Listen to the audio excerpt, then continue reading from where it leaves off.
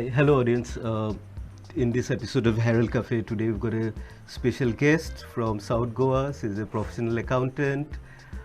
She's an off-road enthusiast. She's a football player, and on top of that, I think she's one of the few female fitness trainers.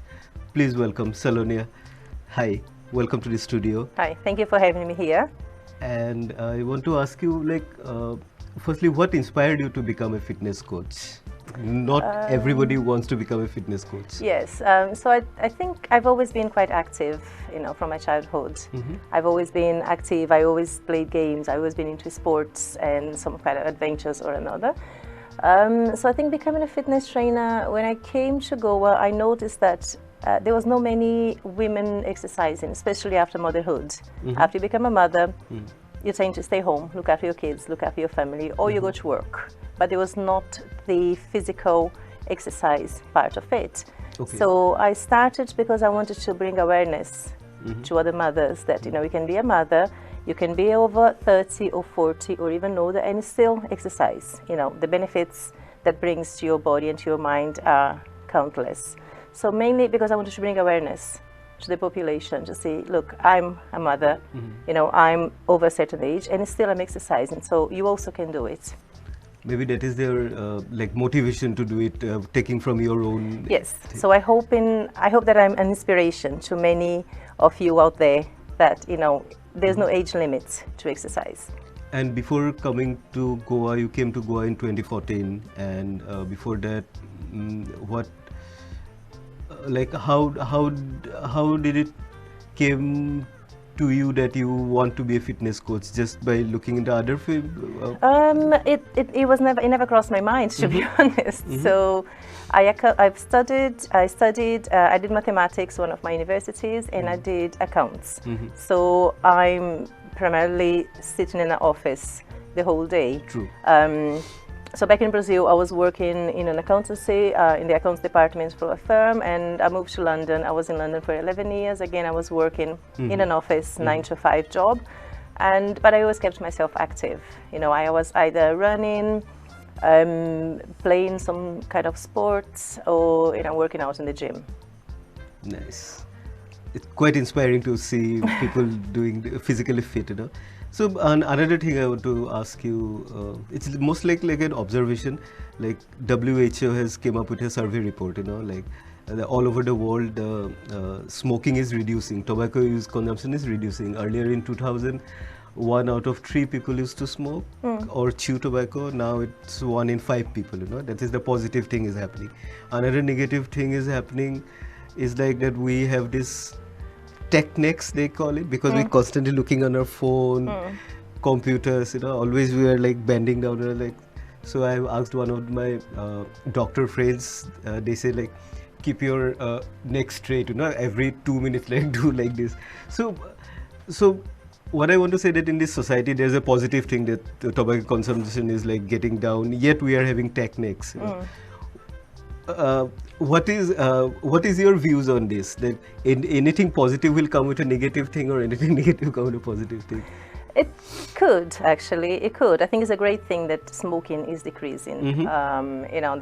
We all know the damages it does to your body.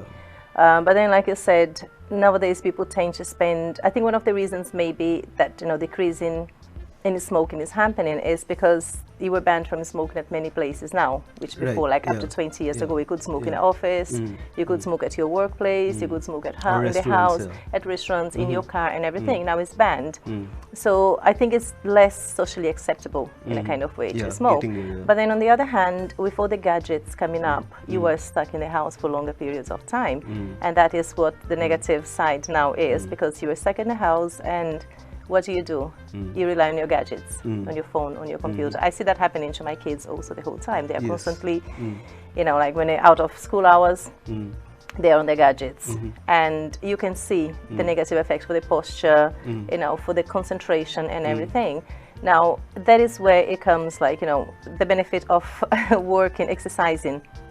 That is where it comes in, yeah. You have to get up from your desk, whatever you're doing, either working or you're studying or you're just watching a movie or something, try to get up every hour. go for a walk, stretch your neck, you know, do some neck exercises. Yeah. And I mean, not necessarily a bad thing has to be followed, you know, a good thing has to be followed by a bad thing, you know, hopefully. I hope not. I hope not. So I do hope that, you know, the decrease in smoking continues, and also at the same time that people realize that, you know, this is not as good. And it's quite interesting because it's not just the neck, it's also, I've heard many people saying about thumbs. Sore thumbs, yeah. Yes, the sore thumbs for holding, continually holding your phone like this. Yeah. I mean, it's such a small thing that you don't think of, you know, the impact it's having in your lives, but it is something very visible in this generation. Yes. Yeah. Cool. And what are your, do you have any special training methods for your students?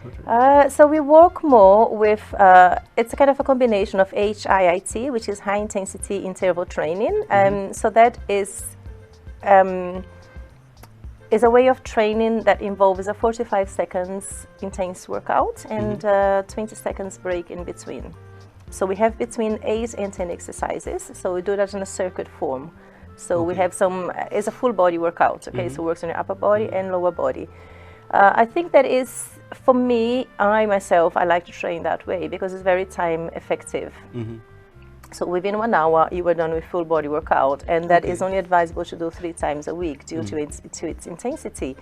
So you are supposed to work out 3 days a week, 1 hour workout only, and it's working your full body. So there is a training method we use, and I think it was one of the most effective. Are you following somebody's training method, or no? This is called a HIIT, so high intensity interval training, which is well known in the whole world. So we do.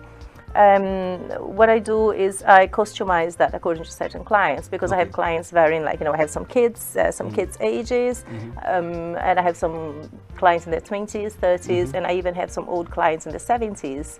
So even though the form of the workout is the same, now we normally observe that 45 seconds, 20 seconds, because then your body is working out at 45 seconds, is working out to an optimum performance. And then when you reach almost to a fatigue point, you have the 20 seconds to rest. So your heart rate is coming down. And then again, you start your next exercise until you go, heart rate goes higher, and then it comes down again. So it's quite well known, you know, it's used all over the world, but we customize it according to each client's necessity. And I have read in the newspaper about you, the article came up about that you mostly have female students. Yeah. Yeah. Why is that? Why not? I don't know. I think the men tend to think that this may be a kind of a soft exercise for them, and they like to go. I'm so sorry, you know, I'm not trying to offend anyone, but I think they have the macho, you know, need to go to the gym and pick up heavy weights and lift heavy weights. But also, it is not meant only for women. I do have a few male clients, but it's maybe 10% to 20% of the total. But it's the other thing with the method of training that I use is very time effective. So if you go to the gym, if you have your gym training 5 days a week or 6 days a week, you're going to be spending, generally you're going to be doing a full, I don't know, maybe 3 days upper body, 2 days lower body, or 3 days lower body, 2 days upper body. And you're going to be spending between 1.5 hours to 2 hours or even 3 hours in the gym. And so the kind of workout we do is a 1 hour. Okay, so we have in the beginning we have like 8 minutes, between 5 to 10 minutes warm up, which is a dynamic warm up. So it's warming up every single muscle in your body. And then we have our actual workout between half an hour to 40 minutes. And in the end there's the cool down, which is the stretching phase. So within 1 hour you are covered for your whole body. So we have elements of cardio, strength, conditioning, everything is covered in that 1 hour. So it's a very, very time efficient. Nice. And so you also have you play football. Is there a female football club there? So tell us about that. Yes. So when I first came here, my kids used to go to a football school in South Goa, Football Academy, and there was a tournament for the kids. And the organizers got also a group of parents, of fathers, to play as part of the tournament. And I raised my voice and I said, okay, why don't we have a group of mothers also? Why only the fathers are playing? And they were like, okay, no, we don't have enough women. Women don't play. I said, okay, I'm going to get a group of women, and you know, I want to play as well. So we started with about 6 of us only, and I was literally recruiting women's mothers. So I wanted to be only mothers. Okay, I don't want any young kids or teenagers. I wanted only mothers. Because the kids are playing, so why can't we also, play? And it's a form to keep yourself active. Yes. And and show support to your kids as well. So I started with only 6 of us, and it grew to about 20 plus of us. Now? So yes. Nice. So after lockdown, then I cut it off and I concentrated more of my training. But during the 6 years, we started in 2016 until about 2020. Yes, about 2021, about 5-6 years. You play professionally, years. like you? Yeah, so we have taken part in tournaments, nice. and it was quite interesting because we were the only group of mothers taking part in competitions where it's mostly ruled by the young teenagers or college girls. So that was a great thing. That I loved bringing awareness to the other parents, to the other mothers, and saying, you can come and you can train with us. So that was amazing. It's something that I'm quite proud that I hope I have inspired a lot of other women to come around and to join and to be active, to be physically active as well. I'm sure you have. And also Sol. Yeah. Everybody calls you Sol. Yes, everyone calls me Sol, yes. Yeah. So Sol, you are also an off-road enthusiast, and there are some tracks there in South Goa also. Yeah. Where do you go generally? So mostly our off-roading, we have off-roading group. I mean, there are quite a few group in Goa, South Goa, North Goa. So we meet mostly during the monsoons when the tracks are at the best. So we have some tracks around South Goa, mostly around South Goa. So where about Varna? Kepeng sides, yeah, Sangain sides, yeah, Kanakon. So there's quite lovely tracks around there, and we have not just the fun days, but there's always competition. There's competition also. So there's going to be like maybe 20-30 participants, and the 4-wheel drives, the challenges. It's something that works for my mental health. It's one of the best things for me that helps me to de-stress.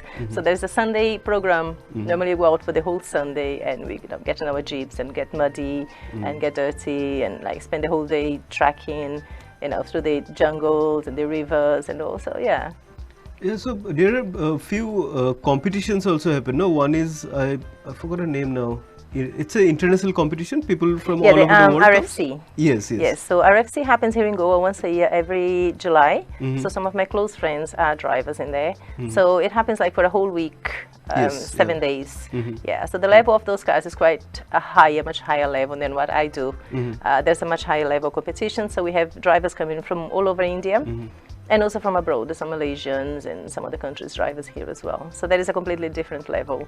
But it's quite... We generally heard about that. Yes, yeah. But it's quite interesting. I mean, you see the level of stamina it requires for the drivers. They have to be fit. Again, it's something else that for my friends who are drivers, I keep on insisting on them. You have to be fit because to endure those 7 days of constantly driving, overcoming challenges and, less sleep. Yes. Because they're constantly, working on the car, one thing or another. You have to have that fitness level has to be quite high also. So that is also part of being fit. And what car do you drive? So I usually drive a gypsy. Okay. Yeah. So gypsy is my favorite. I prefer it because it's lighter, it's easier to go through. But we have there's classic and there is stars and there's all kind of different vehicles also. So everyone equipped to different needs as well. True. So another thing I want to ask you, like Goa, they say susegard, the contentment. So if I just want to ask you, if you are mentally content, is there any need to do physical exercise? Because everything is related, as you know it. No, if you're mentally stable, mentally fine, you're physically fine. Like where do we stand in that?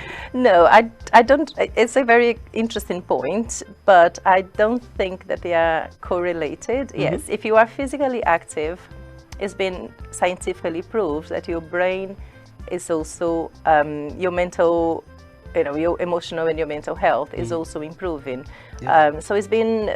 I was just listening to the podcast the other day that says, as a form of exercise as simple as 20 minutes a day can fight the level of depression to 20%, which is an amazing thing. So when you are working out your body, automatically you're working out your mind, your mental health as well. Now, the other way around is not actually true.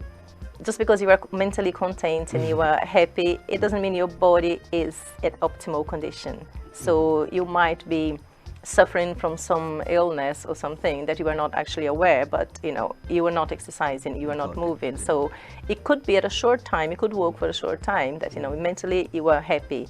But if you don't move your body, if you don't work out, slowly and gradually, your physical health is going to decline. And as a result of that, your mental health is going to be affected also. Yeah, this is very interesting. I want to read more about this actually. Yeah.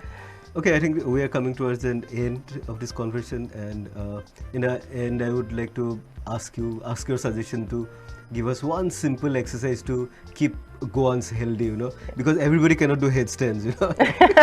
Yes, I know. Even I cannot do actually. Yeah, so any simple exercise that everybody can do, you know, like, and be happy, like a collective health scenario. So I think, you know, being in Goa, we are very lucky to be in Goa, to be honest, because it's an open gym. You go to the beach, is the best gym you can ever have. Yeah, you say that? And I think so, yes. And I think, you know, going for a walk on the beach, it's the best exercise you can ever do. A walking is very underrated. You know, you don't actually realize how the effects, the positive effects of walking brings to you in general, for your mental and your physical health. So if you have no time to go to the gym, if you have no time to join a class, just go for a walk on the beach. 20 minutes a day, 30 minutes a day, you know, just go for a brisk walk. So the beach, the other benefits is not just on your physical health, but it's been proved that the salt water, you know, inhaling the salt water around the beach, around the sea, it brings you calmness, and, you know, it helps you to be a more mentally happier person also. Yes, yes.